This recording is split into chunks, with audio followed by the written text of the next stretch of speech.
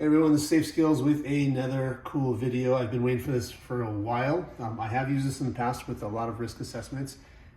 This is an excellent tool. I don't know if you can zoom in and see where it comes from. Flipper Zero. You might have seen these online. If not, you're about to be educated. So let's go ahead. Let's open it up real quick, take a look. And use my trusty SF knife from my former supervisor. Let's take a look. Ta-da! And it comes, Japanese, Furipa. That really does say it. I do speak Japanese, so I know what that says. So that says Flipper Zero. There's a cool little box.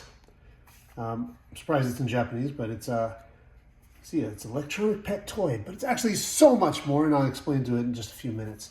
So the Flipper Zero, it is a compact, multifunctional cybersecurity tool designed for penetration testers. And this is more cybersecurity guy. And as you guys know, I'm not a cybersecurity guy, but I use this for physical security red team penetration tests. Why? Because a lot of intrusion detection alarms, video surveillance cameras, garage door openers, access to residences, in corporate security or corporate world, you have a badge, you know, like your employee badge that accesses the card control readers. This tool can bypass all those pretty quickly. It combines basically a suite of radio, infrared, and GPIO tools into a small user-friendly device shaped like a little Tamagotchi toy, if you guys remember those. If kind of dating my age there, but despite its playful appearance, the Flipper Zero is a powerful platform for analyzing, emulating, and manipulating digital protocols and signals in everyday devices and access systems. So let's go ahead and open this bad boy up. Let's take a look. Ooh, this is kind of cool. This is a cool little box. I like this stuff. Quick Flipper Zero, quick start. You got a sticker. I wouldn't post this anywhere like on a vehicle or outside your home because it shows that you're probably a bad guy or hacking, doing some bad stuff. There's the USB Connect, and this is badass. I got the one, there's a couple of them, different cases, like all white. It kind of looks like a little toy plastic. I did the clear, where you can kind of see on the inside, but that's where this other thing comes from. This other thing is, I bought this off of Amazon. Little case, black, you know, looks cooler in black. A couple of different things. I forget what everything is, but I ordered it a little while ago, and yeah, so it would be the little case, kind of cool. A little bit more discreet for when you're doing more or less nighttime red team penetration tests, if you know what I mean. Let's take a look at this bad boy. This is also from Flipper Zero. I got what I ordered here. I got a lot of stuff.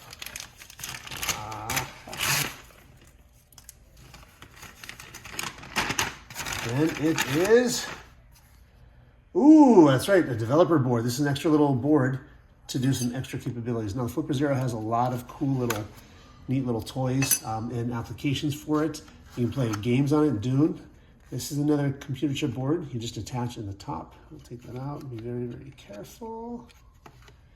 And basically, from what I understand, is these little holes right here on top. You're going to put this in here, and it's going to go ahead and create a lot more capabilities, which I will describe and demonstrate in a future video. Just camera, if you keep taking a look at this stuff, I'll explain a little bit more what this is. So one of the Flipper Zero's most popular capabilities is its RF, or radio frequency transceiver. Like RFID is also, like I said, your employee badges that you use to access places. It operates in the 300 to 928 megahertz range. This allows users to capture and replay signals from devices like garage door openers, keyless car systems, home security remotes. The Flipper, basically, what it is now, depending on if you have an extended antenna, you can go a couple 100 feet away, but on average, it's anywhere from, with a clear line of sight, could be on arguably up to 100 to 150 feet. Some people say it's a little bit less, but it's also not sure what all the other radio frequencies in the area. So basically, if I was a bad guy and I wanted to get into a building I can be sitting in the car parking lot and watch somebody come up and use their badge to scan in, and I can capture that RFID signals. That's what it does. It captures the signals, and I'll store it. Now, what I can do, and what I have done in the past for some of my clients when I do penetration testing, is I'll order some card stock, some similar badges off of Amazon or other places, and I'll go ahead and now take that signal that I capture, and then I transfer that signal to the card. So say this is card stock, for example. It's a blank card. I got it for $2.99 off Amazon. I capture somebody's signal, then I go ahead and I download that signal now to that card. Now I can use that card and access the building or that control point and whatever access that person has. The easier thing, and the more scarier thing, I guess, is what I have done in the past for a client. They want to see how far I can get into their research and development lab. And this was a big tech in Silicon Valley, where they kept having one of their products show up in China, and they thought, how are people breaking in and stealing? And it took me 12 minutes to do so. And they wanted to know how I did it so quickly. And basically, I had one of their security managers plainclothes with me, and I had a badge that had the company's name and logo, and with my photo on it, but it was an exact replica badge.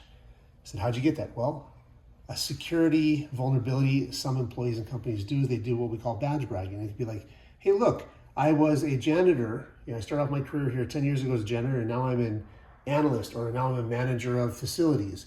They work their way up, and they're showing their progression of the badges over the years. Well, now I know what that badge is. I can download that badge.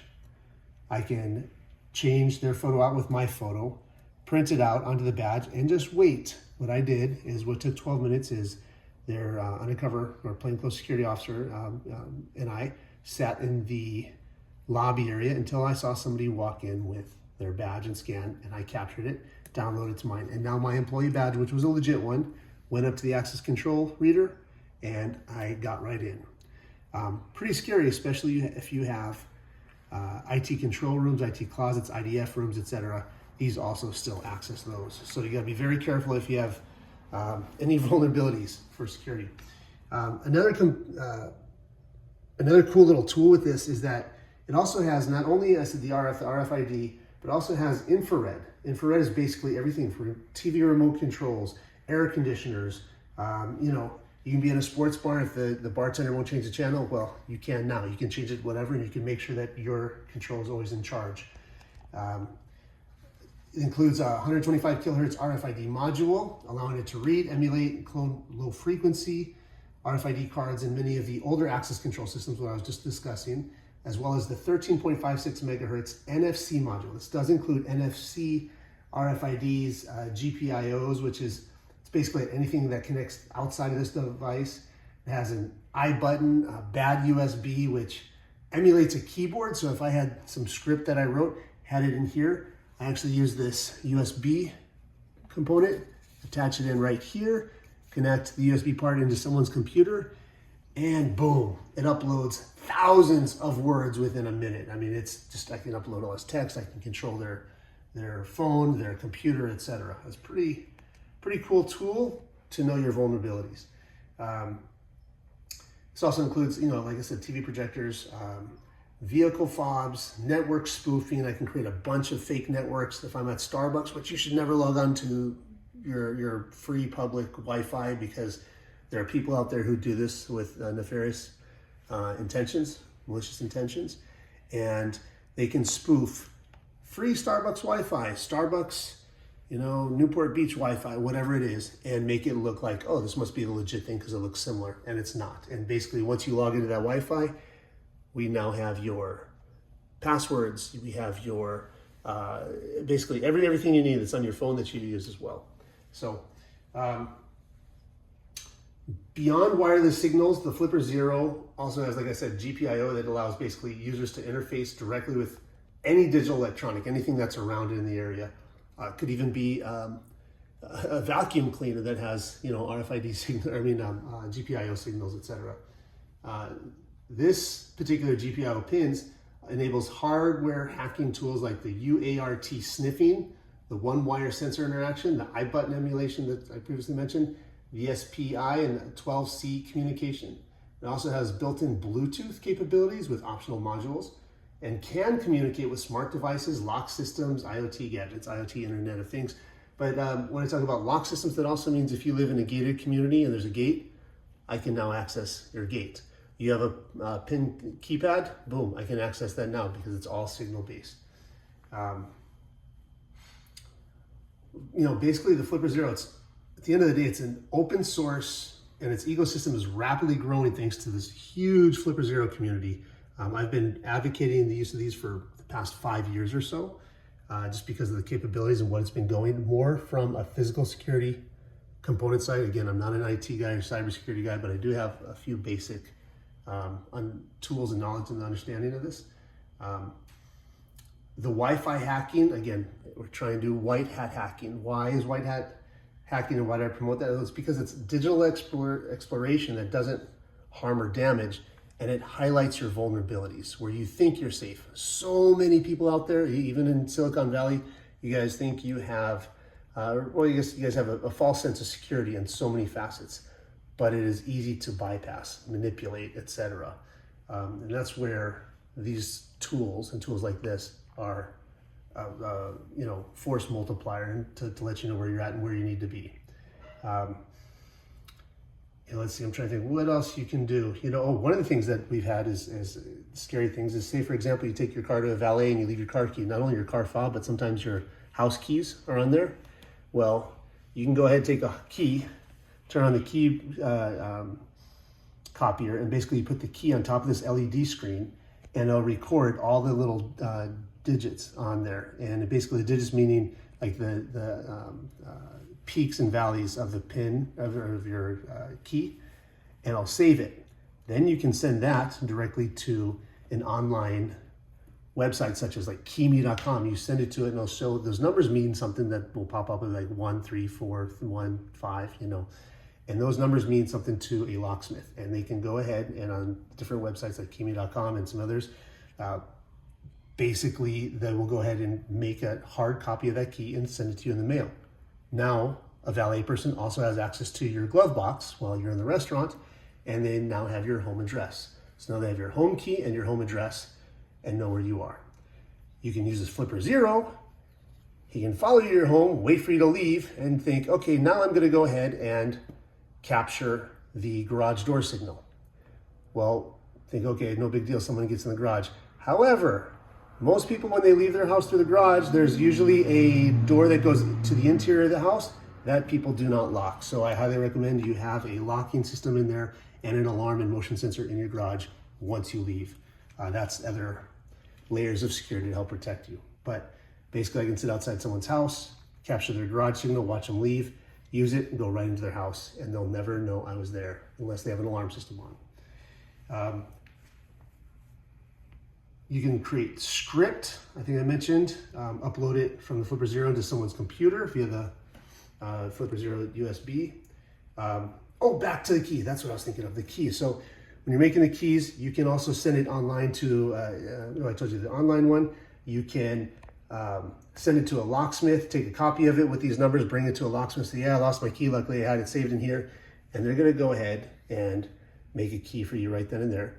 Or some people even have a CAD key copier, basically, where you can now 3D print a model of the key, all from having this. Pretty crazy stuff. Saying that, the legality of the Flipper Zero is pretty complex, and it varies depending on your location and intended use. Arguably, some law enforcement agencies are catching on that this could be utilized as what we consider a burglary tool. So again, check the legality in your area.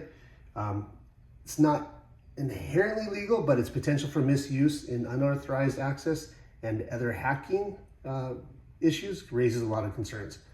For example, the Flipper Zero has been seized by authorities in various locations, and there have been various bans on its sale or possession in certain jurisdictions. I think Canada at one time banned this completely. I don't know what other countries have, but pretty crazy stuff. That's all you think about. I think this is a necessary tool that people must have just for their own physical, even if you're not a, even if you're not a cyber person. This is a great tool to understand your vulnerabilities for your technology, unless you have somebody who's there 24 hours a day, 7 days a week. But even then, a lot of security vulnerabilities fall, or their weakest link is human personnel. So just some thoughts, a lot of tools. Check it out. There's a lot of videos out there that explains what the full capabilities are, and I'm sure more are coming as more people are developing and designing more little scripts and cool little things for these things. So again, if I'm walking down the street, you don't know, cool. There is the ability to scan some credit cards, and it's arguably some people saying they can't, but I don't think it's like one of those point of sale scans where you go ahead, it's like you stand next to somebody on the train. But some people are saying that there is new technology that is allowing it. So again, be careful, not sure what it is. This toy is anywhere between $150 to $200, depending where it is. Check it out, know your vulnerabilities. Hey, this is Safe Skills. Thank you for watching, and hopefully you guys learned a thing or two, especially for people who do security for corporate offices and or have a C-suite that the people might be targets of assassination, blackmail, etc. All right, thank you.